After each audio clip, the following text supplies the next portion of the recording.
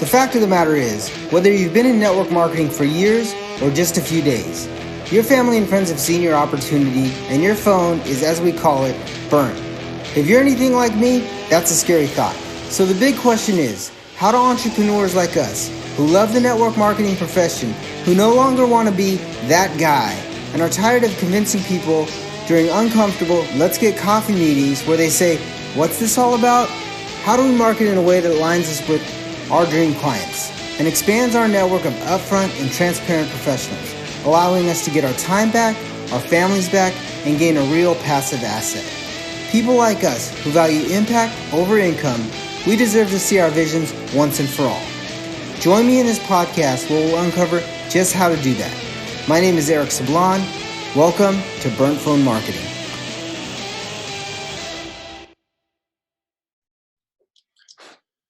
Hey guys, what's going on? Eric Sablon with Burnt Phone Marketing. I'm here with a special guest. He's a 5-time American Ninja Warrior attendee. He's got over 100,000 followers across his social media channels. We're actually going to talk to him a little bit about social media and how he's grown his business or grown his following and some tips that he's done.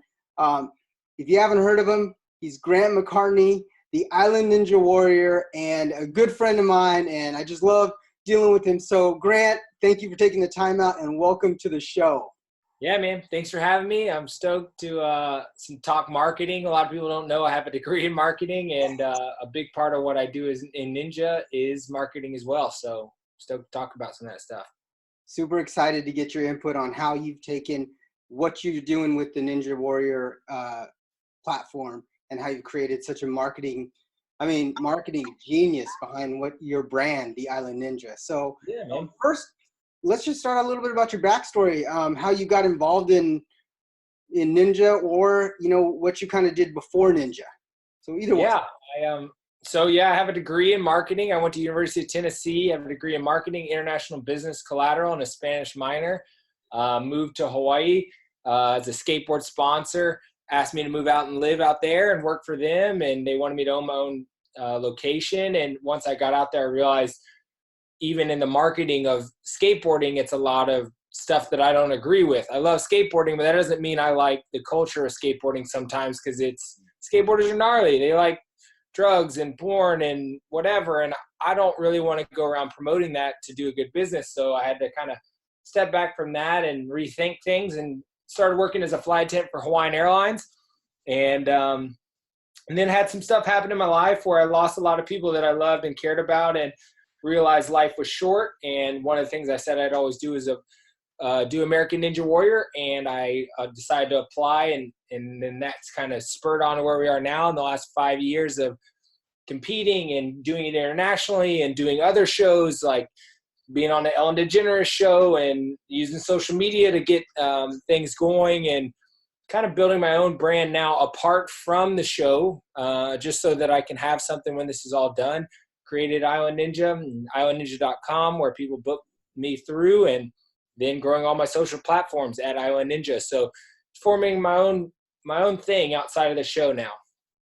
That's super cool, because a lot of our listeners, they actually try to brand themselves, and you've actually done that. You've taken a platform that really works well for you and that you excel at, and built something outside of that that's your own thing. So the Island Ninja is your own thing, which is huge, because a lot of our listeners, they're trying to build something, they're trying to do the attraction marketing and get a lot more followers.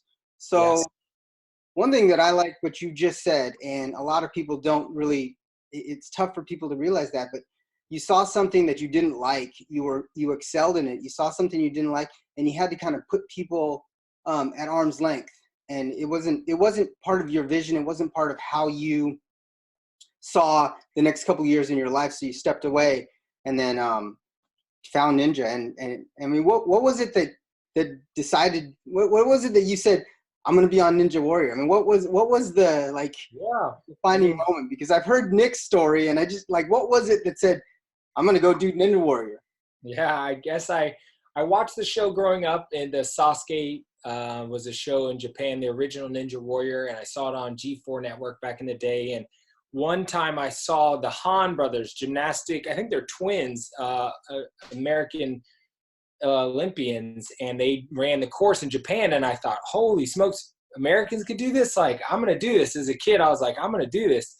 And just kind of put that thought in there. And then, of course, when things started happening, I realized, like, you know, life's short, man. All these people I love passing away. And I thought I could get cancer or something could happen to me, and I couldn't physically be able to do that. And I told them I would, and I kind of wanted to honor them and my word by doing it. So I applied, and I started doing a lot of things that I said I was going to do. And that was just the second on the list. So I started doing it, and it's been pretty crazy. So here I am 5 years later. Well, you're always one of the coolest guys on the show, for sure. You always have some sort of cool dance move or something like that you're always doing. And, you know, I'm a big fan of yours. So, you know, this is a marketing podcast, and I didn't know that you had a marketing degree. So this is going to be perfect. Yeah. So what would you give the audience, like someone that's just starting out or someone that's really trying to build their social media following? I mean, you have over 100,000 Instagram followers. When you started off the show kind of helped build it, but as you started off and as you started building it, what would be some maybe 2 or 3 tips that you'd give the audience to attract more followers without having that big platform that you have?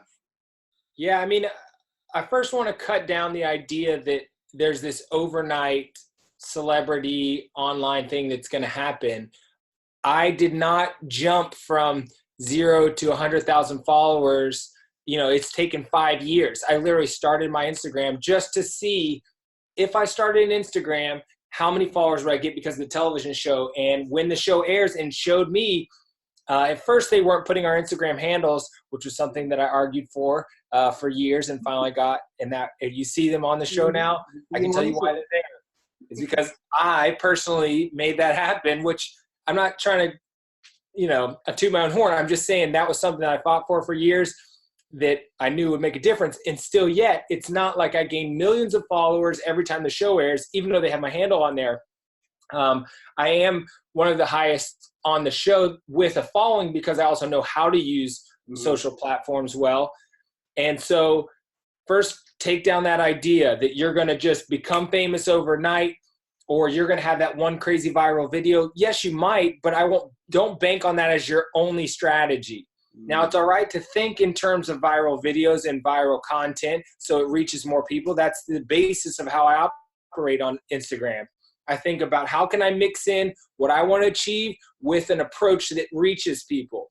So I can do, let's say I'm trying to sell this cell phone and I'm like, here, buy this cell phone. It's great. Like that video is not going to get a lot of views. And sometimes when you tag a company, it doesn't do as well because people think it's an advertisement.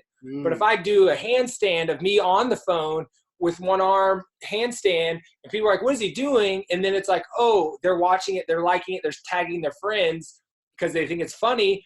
Then they're like, oh, that's a cell phone ad too. Oh, okay. So I think of in terms of things that reach more people, I create content that is either funny because that's one of the most universal things you can do, or physically impressive. Now I know that's not everybody's thing, but that's my thing as a ninja warrior. So I do that. But really comedy is one of the easiest ones to do. Now there's other ways like drama where you can do that. I don't do that. I don't create conflict and stuff like that to stir, talk about these topics online and stir up the drama there. That's not my thing. But you got to think in terms of what's going to reach more people. And then you figure out how to get your idea across during that.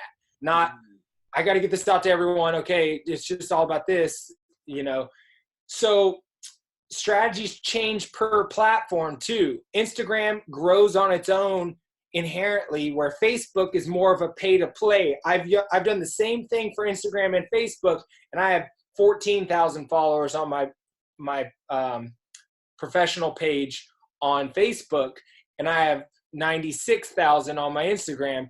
It just doesn't grow the same, and I'm not putting money into that. Now, if I wanted to, and I wanted to create that platform, yes, there's times where you do pay to play, where you will promote a video, you'll get it out, or you use analytics to say I want it to reach this area. And sometimes when I do a local event and I want people in the local area to come out and I don't have a following in that area, I'll make a video, come to your town, and I will put it just in those areas and target that area, and I'll pay extra for it to get viewed there.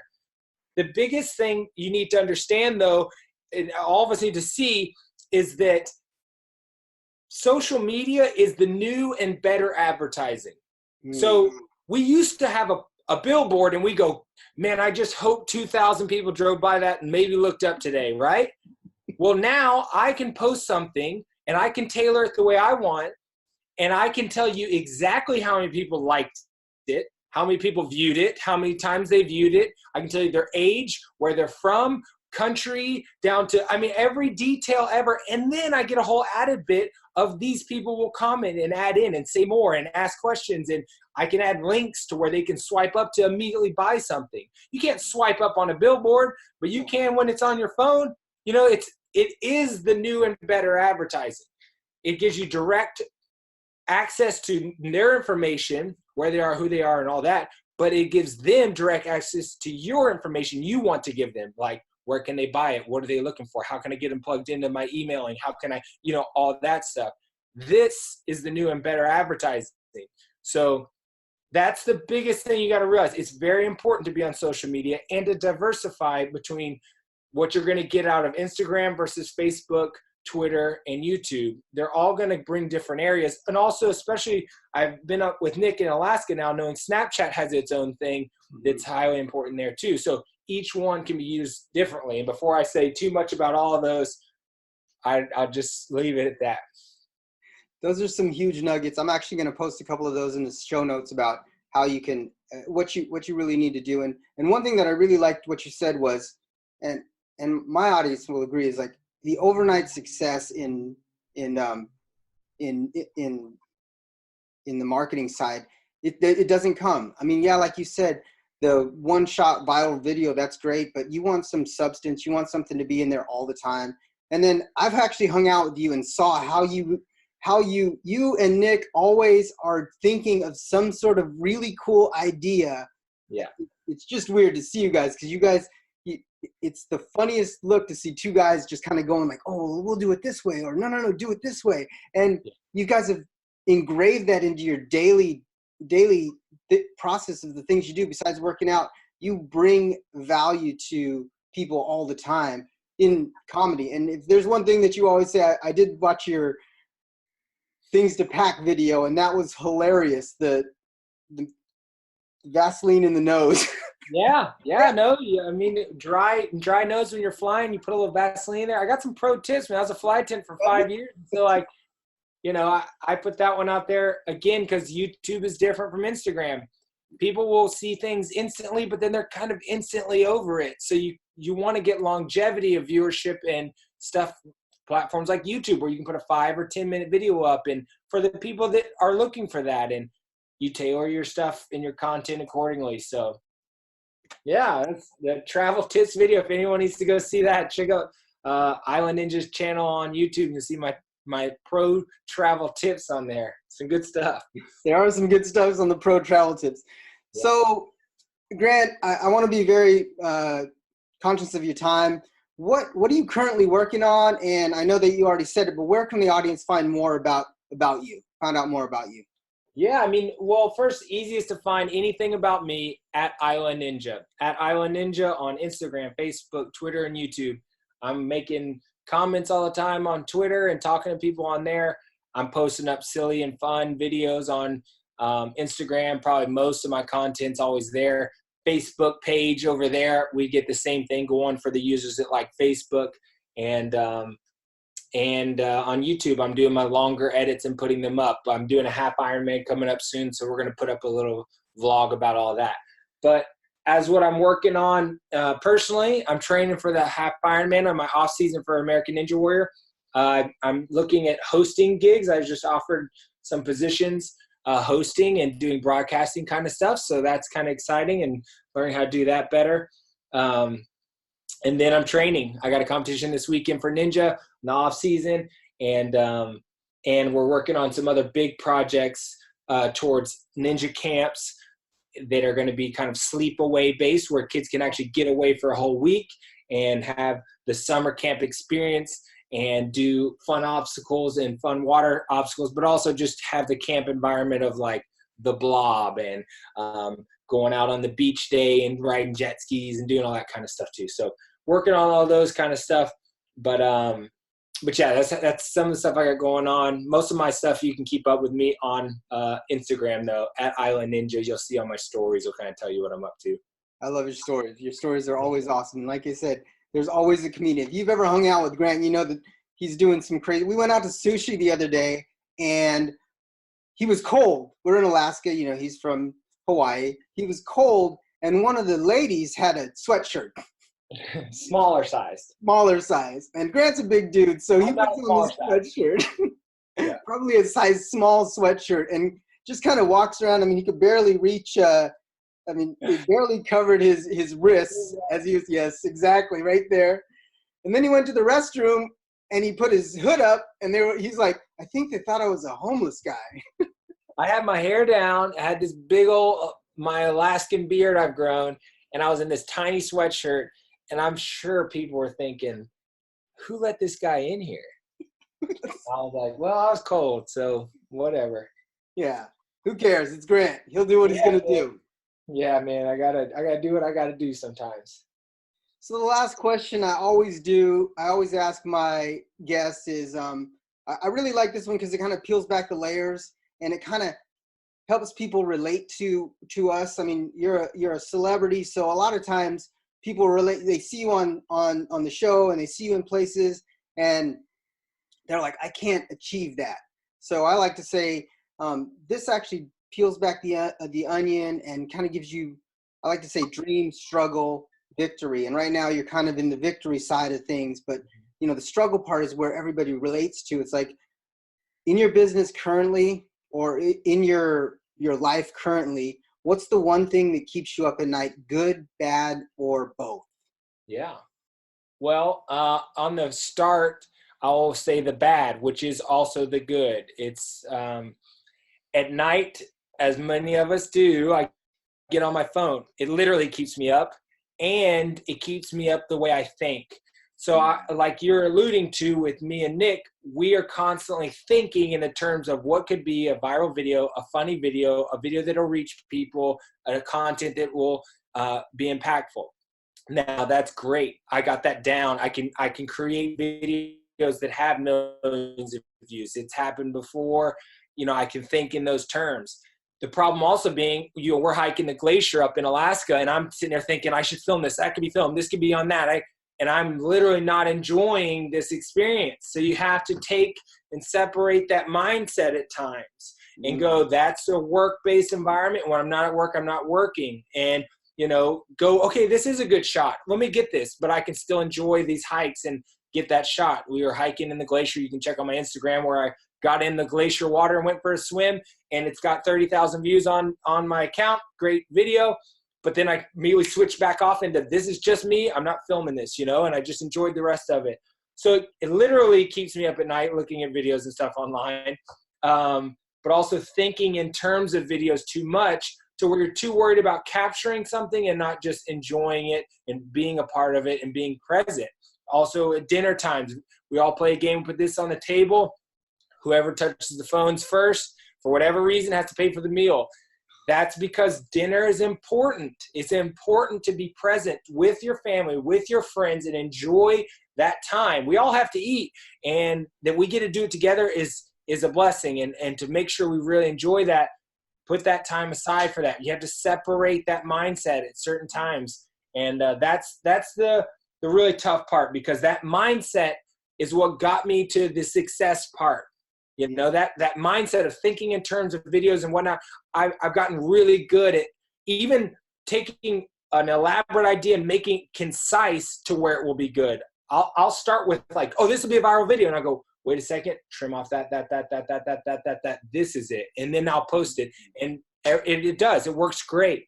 But if I'm always thinking like that, I'll miss out on wonderful dinners with family, beautiful hikes that I've gone on, you know, and I'm not trying to miss that. So, and I also miss out on sleep at night when I'm laying in bed, flipping through this, you know. At some point, when you're on Instagram, Facebook, YouTube, it's okay to get on there and watch it, but just remember, you're using your free time for that. That's for you having free time. You can do anything you want. I go on a run in my free time. I can go for a climb in my free time. I can go for a swim. I can do whatever I want in my free time. If I'm staring at this on my free time, as long as you know that's what you're doing, that's fine. But when I get on this for work, that's a different thing. And then I'm off of it when I'm done with work. And if I'm laying in bed right before I go to sleep, that's not work time. That's my free time. I should be getting sleep. I should be reading something I want to learn about, but not just wasting it scrolling through random videos. So that's all I gotta say about that. That's actually a big deal. It's like one of the things that I always say in my podcast and from stage is you need to be present in the presence. Because I learned that with my family. It's like I was always on my phone, or I was really hustling. And 3 years ago, I took all my boys on a vacation, and that's when everything kind of came together. And that's when I had that epiphany, like I need to be present in the present. And that's something that the listeners need to know is like, go hard, grind hard, focus on it. But remember, there's when you're saying yes to something, you're also saying no to something. So when you're saying yes and taking, a meeting or doing a presentation or doing anything, you're also saying no to spending time with your family or doing something like that. So just remember that. So Grant, I want to thank you for jumping on. I appreciate this. This is awesome. This was out on a whim. Literally, I just reached out and I was like, maybe he'd do it. And when you were like, boom, yes, of course, I was like, yes, awesome. So man, glad to be on it. Thank you. So guys, just remember, always listen to the full outro. This time I'll give away some sort of marketing. I'll actually give away a marketing summit. Listen to the full outro, and you'll be able to see exactly what I give away. I always give away something cool for free, so enjoy it. Again, Grant, thank you. Any last words? Big aloha, you guys. Hey, keep grinding. I know it's a struggle, and for me, I still have that mindset. Entrepreneurs, we have that mindset of just it's never enough. You're always working, and even now, where I know 100,000 followers is something I want to get to, and I'm just getting there, but that's not it. What's next? I'm keep growing, and I do that in a mindset of enjoying this time. There's some success and still grinding. So have a good balance of enjoying success when you get it, but also grinding when you're working on it. All right, Grant. Thank you so much, guys. Eric Sablon, Burnt Phone Marketing Radio. We'll see you on the next podcast.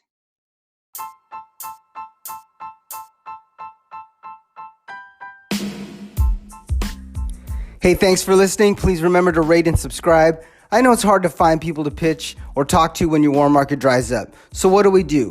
When I first got started, I took off like most of you did. Then you started to get that feeling of being that guy.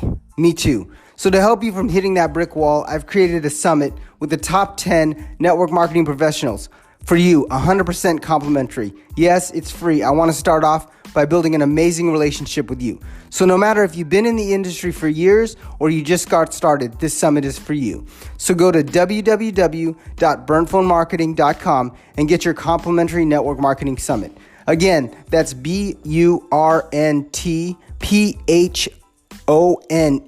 marketing.com and get access to this phenomenal summit. There you are going to find 3 keys to building a solid network marketing business. Number 1, belief. Number 2, strategy. And number 3, action. So to get access, go to www.burnphonemarketing.com and get your complimentary network marketing summit. Again, that's burnphonemarketing.com.